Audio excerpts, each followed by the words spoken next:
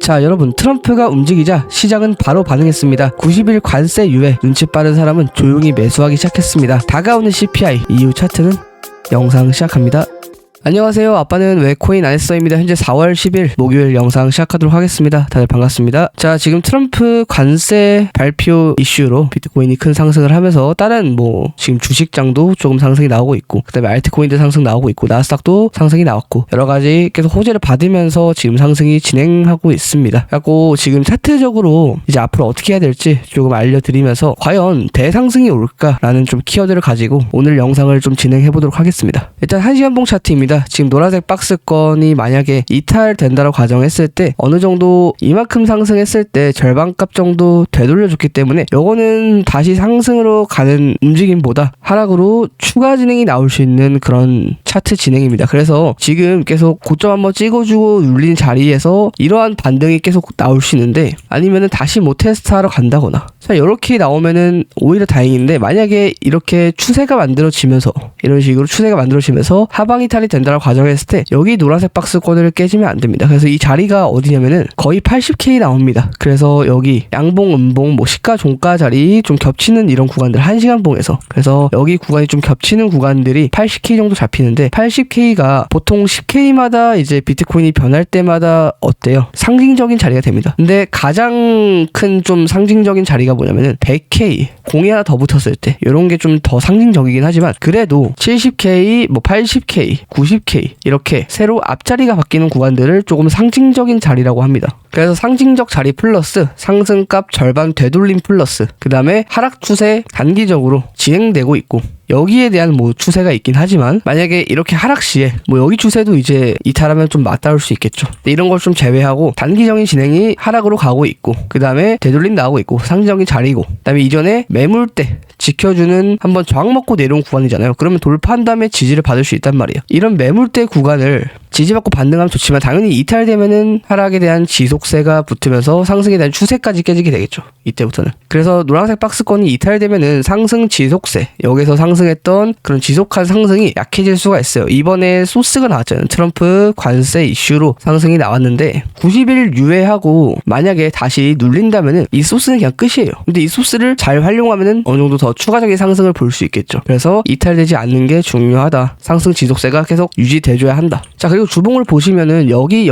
윗골이 달리면서 음봉 마감, 윗골이 달리면서 음봉 마감 되었습니다. 그리고 나서 현재 주봉이 어떻게 됐어요? 밑에 한번 테스트하고 말아 올렸죠. 그래서 빠지는 단계에 이렇게 갖고 윗골이 한번 테스트하고 반등 나오는, 여기도 밑에 한번 테스트하고 반등 나오는, 여기도 위에 테스트 나오고 밑에 테스트 나왔어요. 그러니까 다시 한번 반등 쳐주는, 원래 여기에서 반등 쳐야 될 자리였는데 트럼프 관세 소스로 한번 끼얹어 주니까 어느 정도 가격대를 유지하면서 좀 반등이 나왔었고, 그 다음에 1시간 봉 다시 돌아와서 이렇게 이쁜 쌍바닥은 진짜 오랜만에 봅니다. 보통 쌍바닥이 나올 때 이런 식으로 나옵니다. 왜냐면은, 자, 이 첫 번째 꼬리랑 두 번째 꼬리가 다른 게 뭐냐면은, 두 번째 꼬리는 첫 번째 꼬리를 살짝 이탈하면서 올립니다. 왜? 여기 이탈되면은 손절할 사람들이 많아지기 때문에, 이런 데다 손절가를 잡는 사람들이 많기 때문에 한번 깨주고 갑니다. 평균적으로. 그래서 보통 첫 번째 꼬리보다 두 번째 꼬리가 더 낮게 나오는, 더 확률적으로도 높게 나오는 이유가 깨주고 가기 때문에.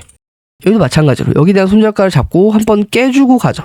여기도 마찬가지로 한번 이전에 저점을 깨주고 가는, 계속 이러한 패턴 진행이 원래 많이 나오는데, 여기도 마찬가지고 한번 깨주고 가죠. 여기도 마찬가지고 확률적으로 굉장히 높습니다. 이러한 것들은 보통 이러한 추세에서 만들어지기 때문에 요거는 쌍바닥이라 보기 어렵습니다. 왜냐? 여기에 대한 거리감도 있기 때문에. 근데 현재 차트에서는 진짜 거의 일정한 수준의 지지를 받으면서 이쁜 쌍바닥이 나왔어요. 좀 정석적인 쌍바닥인 거죠. 그래서 여기에 눌릴 때 조금 차트가 정석적으로 또 가지 않을까, 약간 한번 지지받고 반등 나오는 그림. 그래서 주봉에서 윗골이 달리면서 내려주고 밑에 테스트 나고 다시 상방 나왔습니다. 그러면은 지금 중요한 게 당연히 여기 자리를 넘어주는 게 중요해요. 여기 자리, 여기 가격대가 86K 정도 나옵니다.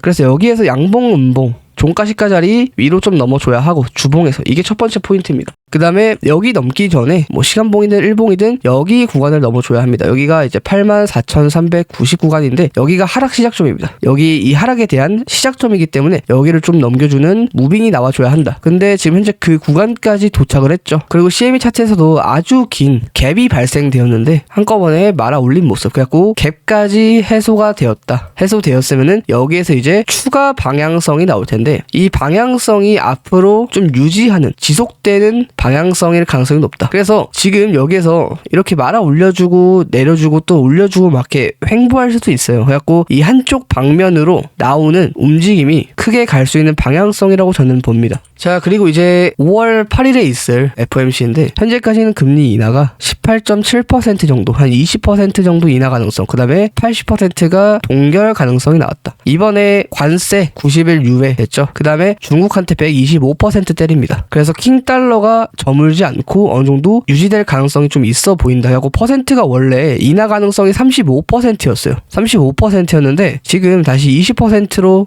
줄어들었죠. 그래서 달러의 가격은 어느 정도 계속 유지될 것으로 보여집니다. 그러면은 비트코인이 상승할 수 있을까를 봤을 때 아직은 상승보다는 옆으로 좀 늘어지는, 완전히 넘어서주는 이제 그림이 아니라 저는 이제 대상승장의 시작점을 95K 이상 상승이 나왔을 때라고 생각합니다. 근데 이 밑에까지 좀 놀아주는 그림이 나오지 않을까. 근데 이 확률은 언제나 또 변동될 수 있기 때문에 제가 계속 브리핑을 드리도록 하겠습니다. 자, 그리고 스톡2 플로우 모델이 주황색에서 이제 연한색으로 좀 띄고 있습니다. 그래서 여기를 좀 확대해서 보면은 이런 색으로 주황색이었다가 이제 연하게 변하고 있어요. 근데 이전에 대불장들을 보면은 여기도 주황색으로 됐다가 연하게 변하고 있죠. 그 다음에 피날레가 열렸어요. 자, 여기 구간이 17년도 12월입니다. 보통 18년도 1월 달부터 이제 대하락장이 좀 나왔죠. 큰 하락을 좀 거치면서 이때까지는 조금 쭉 상승하다가, 그래서 지금 전환되는 구간에서 쭉 상승이 나왔어요. 그래갖고 이 전환되는 구간이 보통 6월 달, 1월 때부터 해가지고 한 비트코인 같은 경우는 6개월 정도 지속이 되었는데 지금 현재 자리가 그렇다. 현재 자리가 주황색에서 연한 노란색이 현재 나왔다. 여기에 핵심 포인트입니다. 그리고 지금 자리에서부터 6개월을 이제 플러스 해보면 보통 10월 정도 나오죠. 그래갖고 제가 예상하는 8, 9월 불장인데 이제 비트코인 마감 같은 경우에는 한 10월 정도에 이제 마감되지 않을까. 이 정도까지는 좀 예상합니다. 그래서 매수 적기는 언제인지 모릅니다. 여러분들이 계속 도전해봐야 되는 거기 때문에 바닥이다 싶으면 잡고 또 손절가 걸어놔야 되겠죠. 손절가 안 걸어놓으면 마이너스 뭐 40%, 50% 계속 나와요, 여러분들. 그러니까 손절가는 좀 타이트하게 잡고 손절 나갔어. 또 바닥이다 싶으면 또 잡는 거예요. 지금은 바닥이 어딘지를 몰라요. 일단은 스트 같은 경우는 반엔에서 이제 상패가 되죠. 이런 것들 사지 마시고, 바닥이 어딘지 모르기 때문에 일단 뭐 반등은 나오긴 했는데, 관세 이슈로 반등은 나오긴 했는데 바닥이 어딘지 모릅니다. 이전에 대불장도 마찬가지예요. STP로 예시를 들면은 바닥이 어딘지 몰라요. 여긴가 어딘지 모릅니다. 그러면서 이전까지 또 떨구죠.